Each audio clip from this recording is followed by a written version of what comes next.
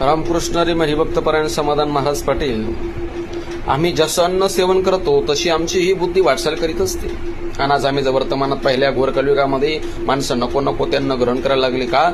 मानसिकता बदलली. अन्न ही देवता आहे, अन्न ही परब्रह्म आहे, अन्न ही बुद्धीची देवता आहे. पण अन्नाला आम्ही फक्त पोट भरण्याचं साधन समजून बसलो आहे. म्हणून अन्न कुठे खातात, कसे खातात.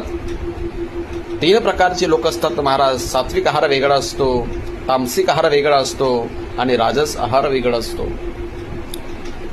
चांगलं भोजन करणं, फळे भाज्या खाणं, योग्य सात्विक असं व्हेजिटेरियन खाणं, याला सात्विक आहार असं म्हणत असतात. आणि या सात्विक आहारातून बुद्धी ही खूप चांगल्या ठिकाणी प्रवृत्त होत असते. माणूस धर्म कार्याला मदत करतो, सन्मार्गाला लागतो, संत विचारांवरती चालतो, देवा धर्माला मानत असतो, आईवडिलांची सेवा करत असतो, समाजासाठी झटत असतो.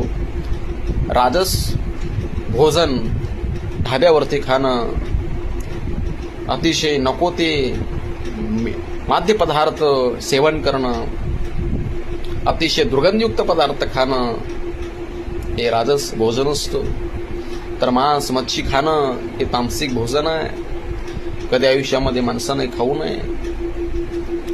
आणि आज माणसाचं अन्न फार बदलत चाललंय. म्हणून आज घोर कलियुगामध्ये नाती नाही, नाती संपली.